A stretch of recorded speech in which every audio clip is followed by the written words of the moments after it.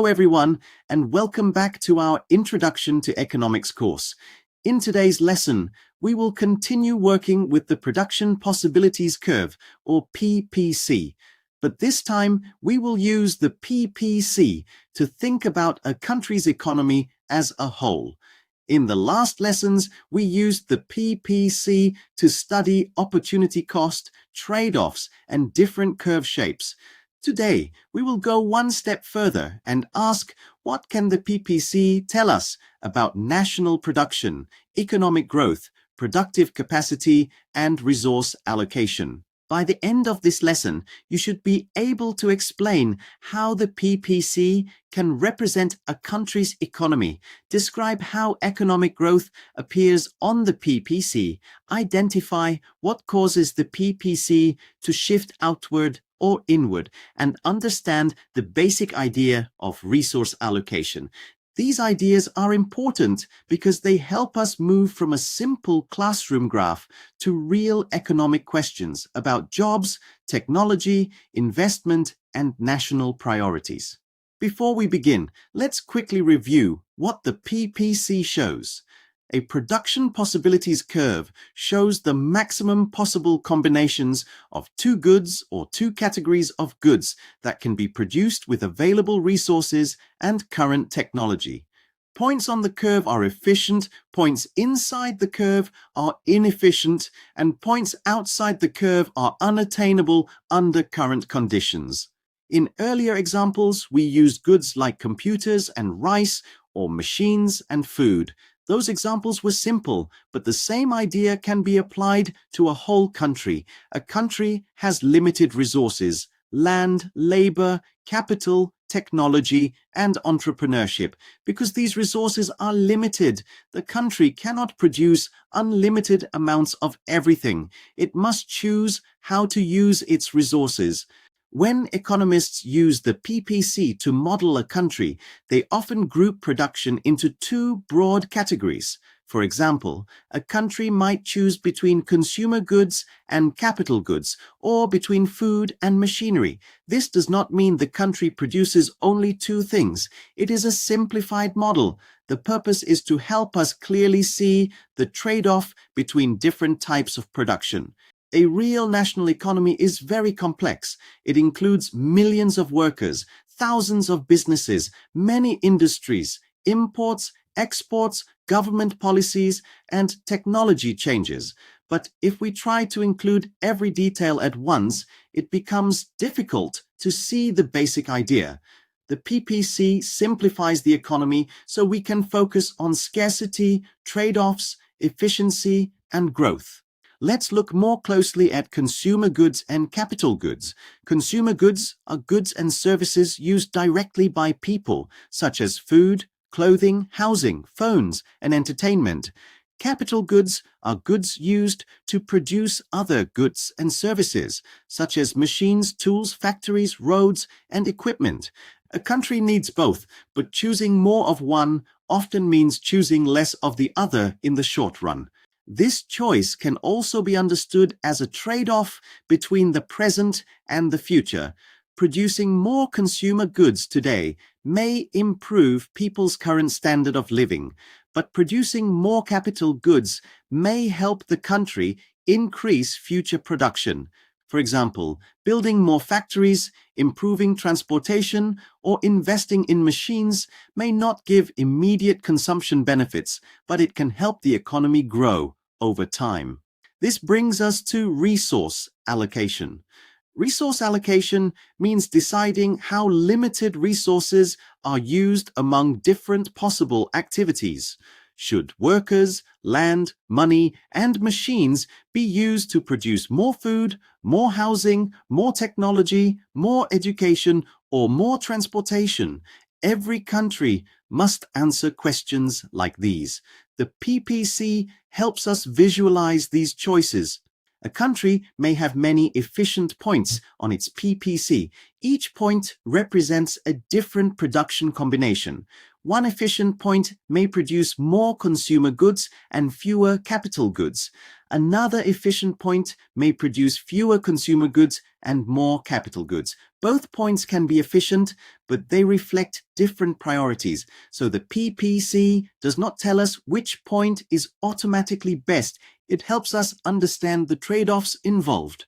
This is an important point. Efficient production means resources are being fully and productively used, but efficiency does not necessarily mean the society has chosen the fairest or most desirable combination. For example, a country may efficiently produce many luxury goods and very few basic services. That point could be technically efficient, but people may still disagree about whether it is the best choice. Now let's talk about economic growth. On a PPC, economic growth is usually shown by an outward shift of the curve. When the PPC shifts outward, it means the economy can produce more than before. Combinations that were once unattainable may become possible. In simple terms, the country's productive capacity has increased. Productive capacity means the maximum amount an economy can produce with its available resources and technology. If a country has more skilled workers, better machines, improved infrastructure, or better technology, it can produce more goods and services. The PPC shifts outward because the country's ability to produce has increased. Several things can shift the PPC outward. First, an increase in resources can expand production possibilities. This might include a larger labor force or more natural resources. Second, improvements in technology can allow the same resources to produce more output. Third, investment in education and training can make workers more productive. Fourth, investment in capital goods can increase future production. Technology is one of the most powerful causes of economic growth. Better technology allows workers and businesses to produce more output with the same or even fewer resources. For example, improved farming technology can increase food production. Better software and machines can increase manufacturing output. On the PPC, this can be shown as the curve shifting outward. Another important cause of growth is human capital. Human capital means the knowledge, skills, health, and experience of workers. When people become more educated and skilled, they can produce more effectively. A country that invests in schools, training, healthcare, and worker skills can increase its productive capacity over time. Capital goods are especially important for future growth.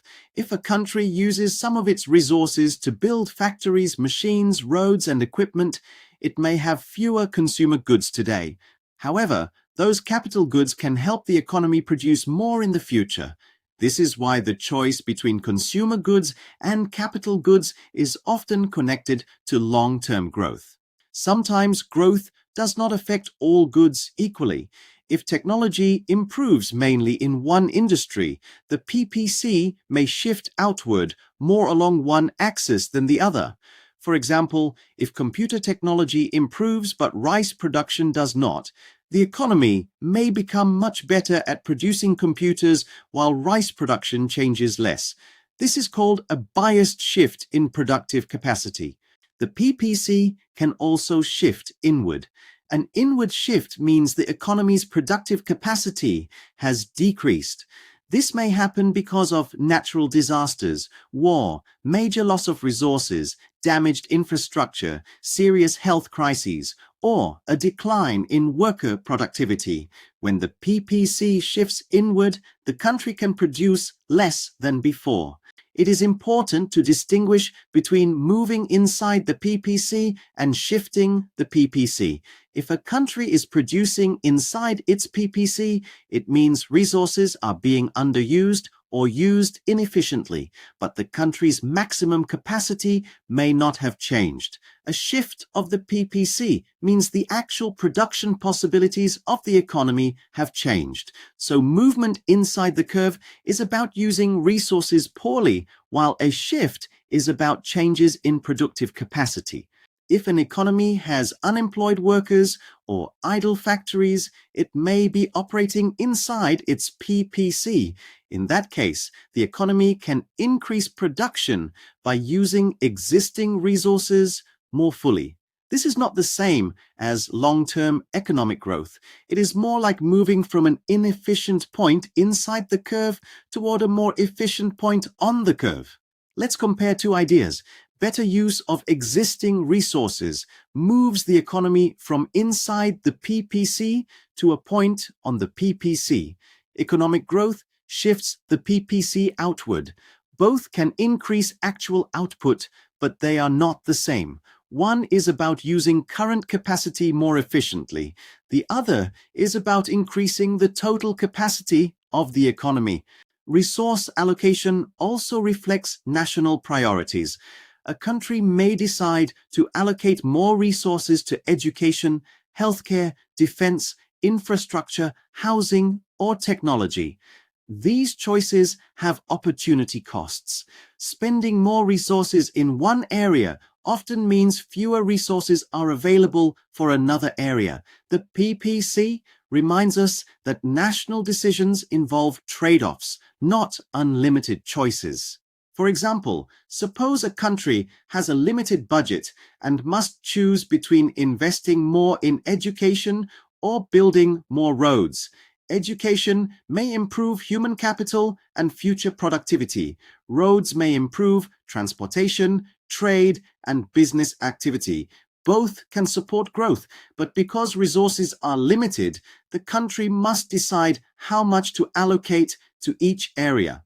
The PPC does not give leaders one perfect answer, but it helps them ask better questions. Are resources being used efficiently?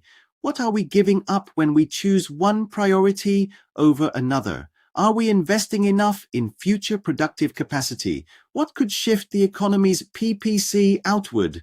These questions are at the heart of economic thinking and public policy. Before we finish, let's review a few common mistakes. First, do not confuse movement along the PPC with a shift of the PPC. Movement along the curve means the country is changing its production combination. A shift means productive capacity has changed. Second, do not confuse a point inside the curve with an inward shift. A point inside the curve shows inefficiency. An inward shift means the economy can produce less than before. Let's review today's key ideas.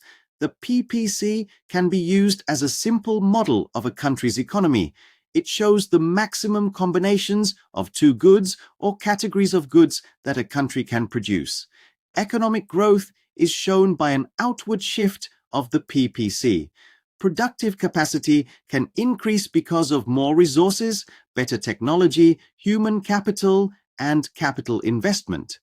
Productive capacity can decrease when resources are lost or damaged. Finally, resource allocation is about deciding how limited resources should be used among competing goals. Thank you very much for joining me in Lesson 5 on the PPC and the national economy. In this lesson, we learned how the PPC can help us think about national production, economic growth, shifts in productive capacity, and resource allocation. Before we finish this video lesson, stay with me for a quiz challenge in the next section.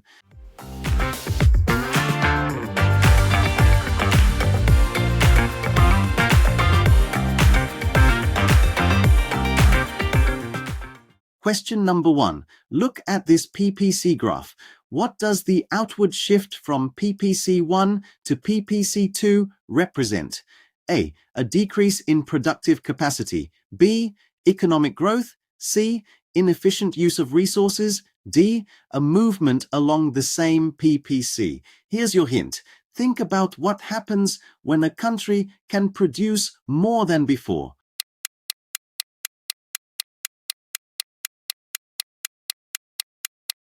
The correct answer is B, economic growth. An outward shift of the PPC shows economic growth because the country's productive capacity has increased. The economy can now produce more goods and services than before. Question number 2. Look at the graph. Point B is inside the PPC. What does this usually represent? A.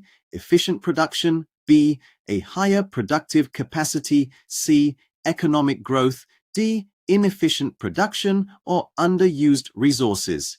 Here's your hint. Think about whether the country is using all of its resources fully.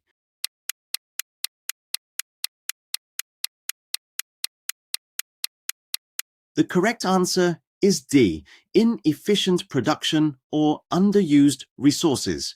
A point inside the PPC shows that the economy is not using its resources fully or productively. This could happen because of unemployment, idle factories, or inefficient resource use. Moving on to question number 3. Look at the PPC graph. What does movement from point A to point B show? A. The economy's productive capacity has increased.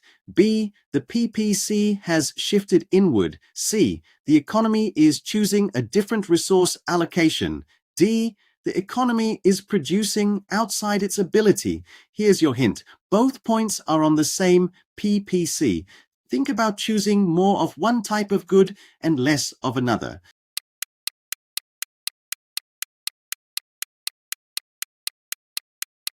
The correct answer is C. The economy is choosing a different resource allocation. Moving along the same PPC means the country is changing its production combination. It is choosing more consumer goods and fewer capital goods, so this reflects a different resource allocation. Moving on to fill-in-the-blank questions. Question number 4. A PPC can be used as a simple model of a country's what? Let me give you a hint. Think about the whole system of production, resources, businesses, workers, and goods in a country.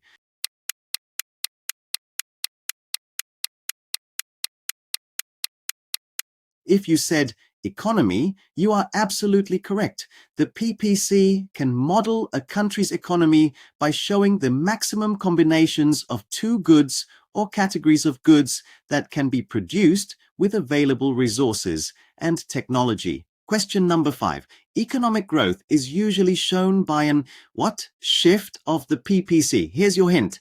Think about the direction the PPC moves when a country can produce more than before.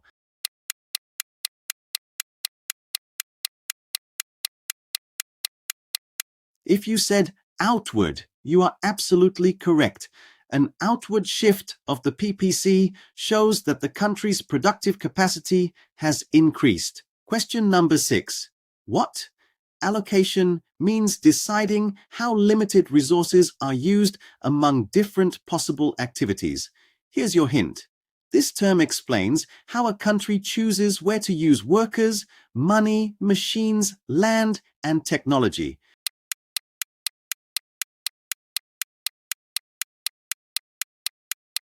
If you said resource, you are absolutely correct. Resource allocation is about deciding how limited resources should be used among competing goals, such as education, healthcare, infrastructure, housing, technology, or defense. Moving on to short answer questions. Question number 7. How can the PPC be used as a model of a country's economy? Here's your hint. Think about how the PPC simplifies a complex national economy into two broad categories of production.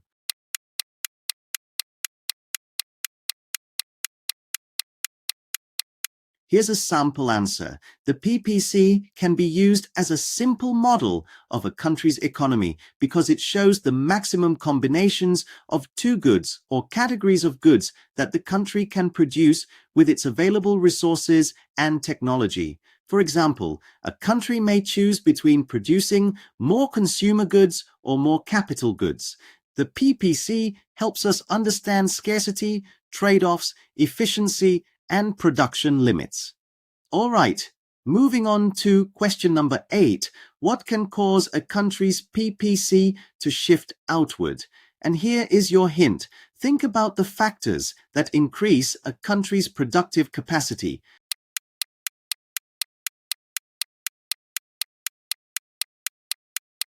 Alright, here's a sample answer. A country's PPC can shift outward when its productive capacity increases. This can happen because of more resources, better technology, improved education and training, better healthcare, more skilled workers, improved infrastructure, or investment in capital goods such as machines, factories, roads, and equipment. Here's our final question. Question number 9. Explain the difference between moving inside the PPC and shifting the PPC. And here is your hint. One idea is about using current resources poorly. The other is about a change in the country's total productive capacity.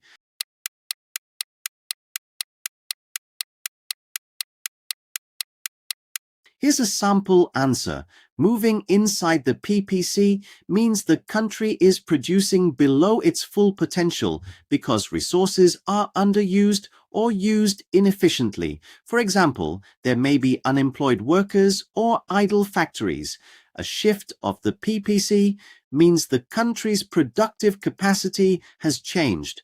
An outward shift means the economy can produce more, while an inward shift means it can produce less than before. Great job! You made it to the end of today's lesson on the PPC and the national economy and completed the quiz challenge. Thank you very much for watching today's lesson. Until next time, take care.